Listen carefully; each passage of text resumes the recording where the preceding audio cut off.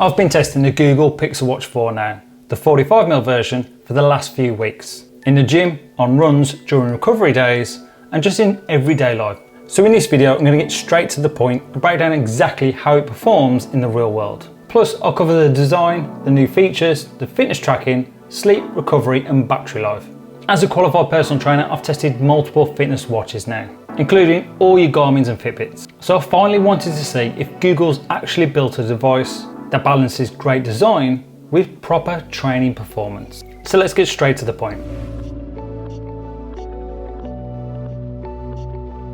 The first thing that stands out is the design. It's still got that rounded Pixel Watch look, but now the actual display curves around the edges and it looks really clean in person. It's brighter, sharper, and the bezels are noticeably smaller this year.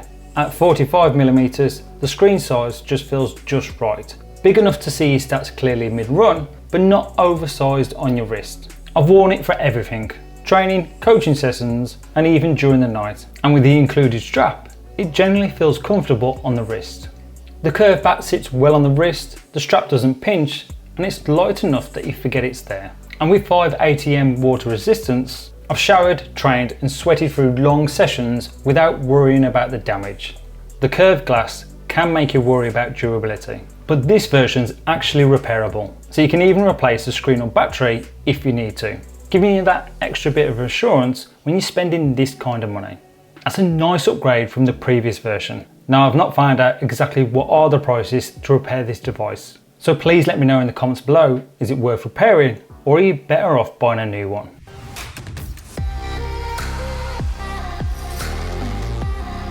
Now, Google didn't reinvent everything this year, but there are a few new updates that are worth mentioning. The new Snapdragon processor makes it feel faster and smoother. Swiping, scrolling, and starting workouts all feels more responsive. And the two main new features, of course, is that new Gemini built-in AI and emergency satellite communication. It's accurate and quick, though sometimes too quick, and it can jump in just when you're checking the time. Now yes, it is early days for AI on watches, but it does give you a glimpse of where things are headed. Smarter reminders, more coaching style interaction, and real convenience mid-workout. Then there's that satellite feature. If you're training somewhere remote and you lose phone signal, the watch can contact emergency services via satellite. It's one of those features you'll probably never use, but if you are used to training with a Garmin and looking for another option, and you train all the time on your own, it's a handy feature to have in your back pocket.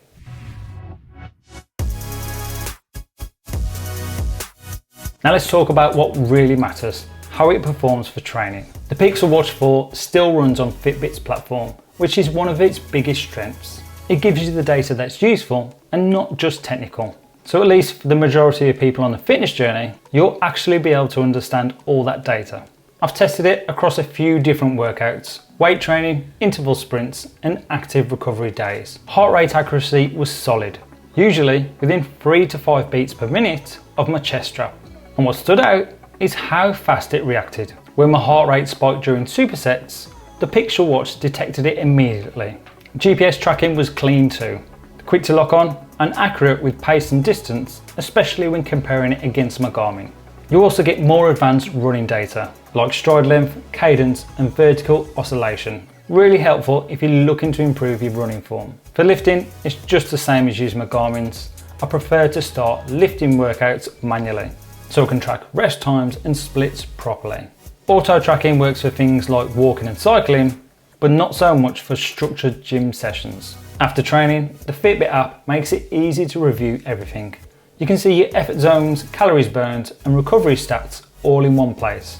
One feature I like that's here, as in other watches, is that daily readiness score. It looks at your heart rate variability, recovery, and recent workouts to tell you if you should push harder or ease off. It's not perfect, but it's a really practical way to balance training and recovery, especially if you're just starting out on a fitness journey. Which, if you're looking for a 4-day split workout program, I'll leave the one I follow down below, and yes, there is one for men and one for women. Now, if you like your cycling, then you can also broadcast your live metrics straight to compatible bike computers. And Google's even added more sports modes like basketball and pickleball, which makes it a more versatile device. Sleep tracking has always been Fitbit's strength, and it's just as good here. The upgraded skin temperature sensor feels more accurate, and you get that key data you actually need. Sleep stages, total duration, heart rate and oxygen variation. It will take a couple of weeks to see all the insights. After a couple of weeks, the insights start to build up, showing you long-term trends. Which is good, as I always tell my clients, progress doesn't happen in the gym, it happens when you recover. And that's where this kind of data really can help you. You can see if you're getting enough deep sleep or if your resting heart rate is creeping up because of fatigue. The only thing missing compared to Samsung is snore detection and sleep apnea tracking. But honestly, for most people, the information here is more than enough to manage your rest and recover properly. Now at last, with the Pixel Watch series, the battery life was a nice surprise. The 45mm version consistently gave me 2 full days of use using the always on display, and I even managed around 52 hours when I wasn't hammering the GPS every day. Charging's quick, you'll go from almost empty to full in just under 45 minutes on the new stand. And while it's charging, it doubles as a little bedside clock, which is actually a nice touch compared to the normal standard chargers you get provided these days. In day-to-day life, it's just easier to live with. You get calls, texts, Google Pay, Maps, Spotify, Strava, and all the stuff you'd expect. Plus, notifications look great and they're easy to read on that curved display. Then the quick replies sound natural, so you can actually respond mid-workout without stopping. Now for the Bluetooth and Wi-Fi version, which is this one here, it starts at around $399 in the UK and $499 for the LTE option, with it costing you $499 in the US. That's the same price as last year's model, which is fair considering the upgrades. You do get 6 months of Fitbit Premium included, which unlocks guided workouts and personalised running plans. But after that, it's a subscription. And honestly, I think some of these features should be actually free. At this price, users shouldn't have to pay extra just to unlock their full fitness data. As a trainer, I'd rather see people use their watch's recovery insights every single day, without worrying about them behind paywalls. So, who is this watch actually for? If you train regular, want reliable tracking, and care about how your watch looks, this is a great fit. It's accurate, simple to use, and it feels like it's built for people who want an active lifestyle but still want something stylish they can wear every day.